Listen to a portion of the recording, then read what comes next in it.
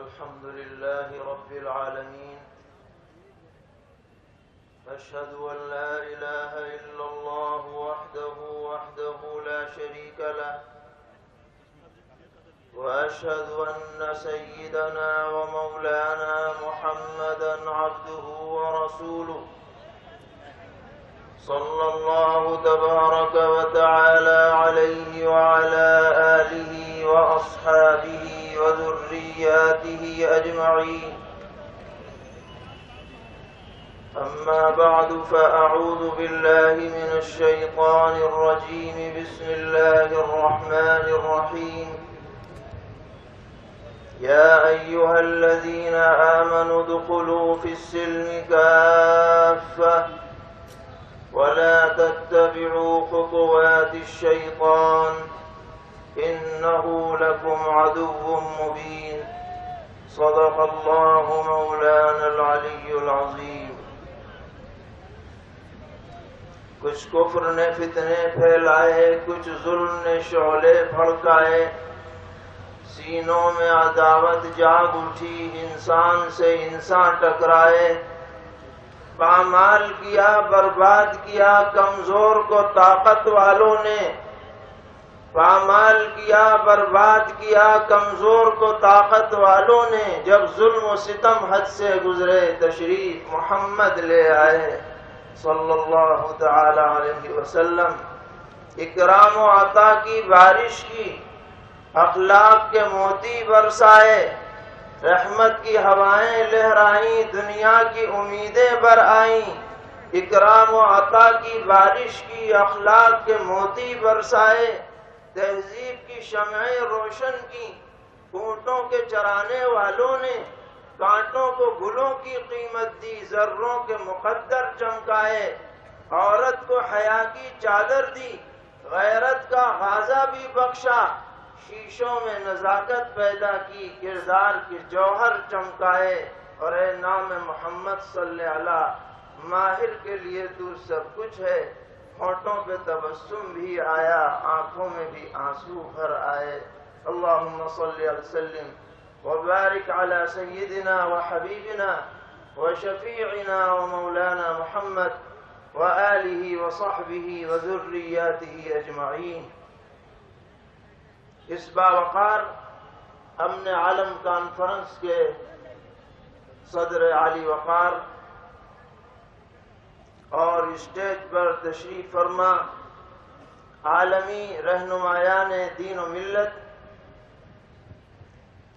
آج کا یہ عظیم الشان اجلاس دراصل اسی امن کے پیغام کو عام کرنے کے لیے منعقد ہوا ہے جو آج سے 1446 سال پہلے مکہ معظمہ کے پہاڑ، جس کو جبل نور کے نام سے یاد کیا جاتا ہے، اس کے ایک غار جس کو غار حرا کا مقدس نام دیا جاتا ہے، وہاں سے جو امن کا پیغام شروع ہوا تھا، جس کا پہلا پڑاؤ مکہ معظمہ اور پھر اس کارواں کا اگلا پڑاؤ مدینہ منورہ، اور پھر وہاں سے 4 دانگ عالم میں، کبھی بغداد میں، تو کبھی کوفے میں، تو کبھی اندلس میں، تو کبھی شام میں، تو کبھی سندھ میں، تو کبھی ہند میں، ان جگہوں سے ہوتا ہوا یہ کارواں آخری دور میں دیوبند کی سرزمین پر جا کر اس نے اپنا پڑاؤ کیا. اور اس کارواں کے قائدین اور اس کے رہنماؤں کا ایک تسلسل ہے جس کے بیان کرنے کا یہ موقع نہیں، لیکن آج جس ذات گرامی کی نسبت سے یہ اجلاس منعقد ہو رہا ہے، میں صرف ان کے تذکرے پر اکتفا کروں گا. وہ نام ہے شیخ الہند، جن کو حضرت تھانوی رحمت اللہ علیہ صرف شیخ الہند نہیں کہتے تھے بلکہ شیخ العالم فرماتے تھے.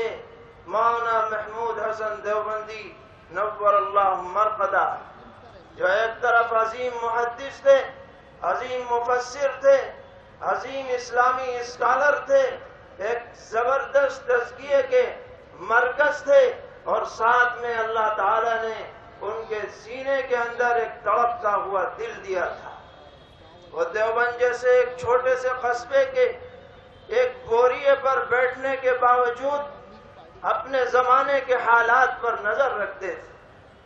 وہ زمانہ تھا جب سامراجی طاقتیں اسلام کو اور دنیا کی امن پسند قوتوں کو ختم کرنے پر تلی ہوئی تھیں، اور یورپ کے اندر مختلف ممالک میں مظالم کا سلسلہ جاری تھا، اور ہندوستان ان سامراجی طاقتوں کا غلام بن چکا تھا۔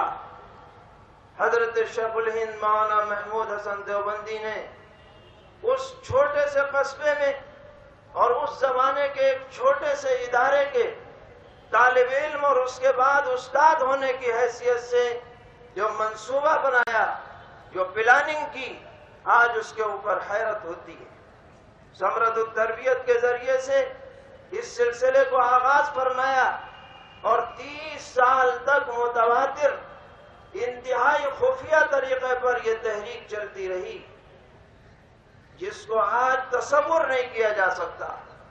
پھر جمعیت الانصار کے نام سے، پھر نزالۃ المعارف القرآنیہ کے نام سے ایک تسلسل ہے اس تحریک کا، اور اس تحریک کے اثرات صرف ہندوستان میں نہیں بلکہ افغانستان اور جرمنی اور ترکی اور اس کے بعد حجاز مقدس تک پہنچے، جس کے بیان کا یہ تفصیل کا موقع نہیں ہے۔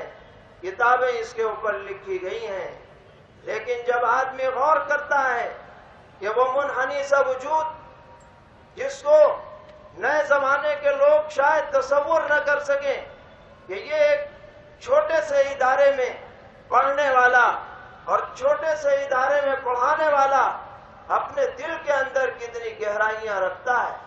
حضرت شیخ الہند مولانا محمود حسن دیوبندی رحمت اللہ علیہ، جن کو بالآخر انگریز نے اپنے ایک باغی امیر شریف مکہ کے ذریعے گرفتار کرا کر ساتھیوں سمیت حضرت شیخ الاسلام مولانا سید حسین احمد مدنی، حضرت مولانا عزیر گل، حکیم نصرت حسین اور مولانا وحید احمد کے ساتھ مالٹا کے قید خانے میں ڈالا، اور تقریباً 3.5 سال تک آپ نے قید بمشقت برداشت کی۔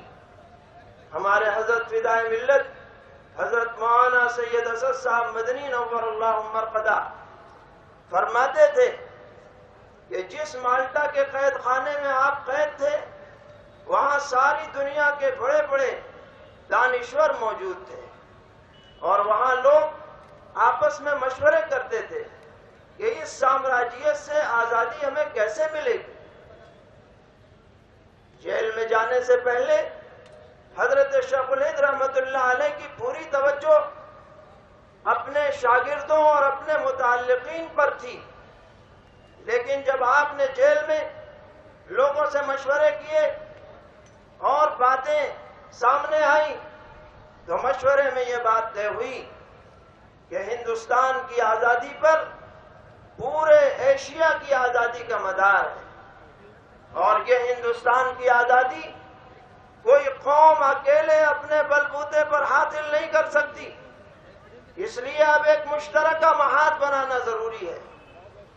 چنانچہ حضرت شیخ الہند رحمت اللہ علیہ جب واپس ہندوستان تشریف لائے تو آپ نے امت کو جو پیغام دیا وہ یہ تھا کہ ایک مشترکہ دشمن سے مقابلے کے لیے ہم مشترک جدوجہد کریں گے، ہمیں مذہبی آزادی حاصل ہوگی، ہم اپنے اپنے مذہب پر عمل کریں گے، لیکن جو ہمارا مشترک دشمن ہے اس کے خلاف متحد ہو کر کے لڑیں۔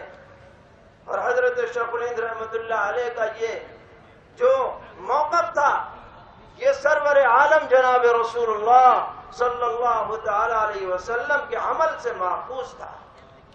آپ نے مکہ معظمہ میں جبکہ آپ کی عمر مبارک 20 سال کی تھی، مکے کے ایک سردار عبداللہ ابن جدعان کے گھر میں ایک معاہدے میں شرکت فرمائی تھی۔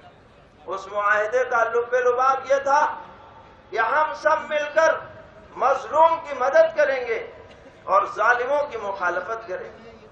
ہم سب مل کر کسی نے اگر کسی کا حق لیا ہوگا اس کا حق دلائیں گے۔ جناب رسول اللہ صلی اللہ تعالی علیہ وسلم بعثت کے بعد فرمایا کرتے تھے کہ اگر آج بھی مجھے اسی طرح کے معاہدے کی طرف بلایا جائے تو میں اس کو بڑے بڑے دنیاوی مال و دولت کے مقابلے میں اچھا سمجھتا۔ اسی طرح یہ مشترکہ موقف، اس کا جو ماخذ ہے وہ میثاق مدینہ بھی ہے، جو جناب رسول اللہ صلی اللہ تعالی علیہ وسلم نے مدینہ منورہ پہنچ کر وہاں کے قبائل کے درمیان کیا ہے۔ حضرت شیخ الہند کے اس موقف کو آگے بڑھایا آپ کے شاگرد رشید اور جانثار تلمیذ اور آپ کے جانشین شیخ الاسلام والمسلمین حضرت مولانا سید حسین احمد مدنی نور اللہ مرقدہ ہے۔ اور پھر آپ کے بعد یہ جمعیت علماء ہند جو اس موقف کی امین رہی،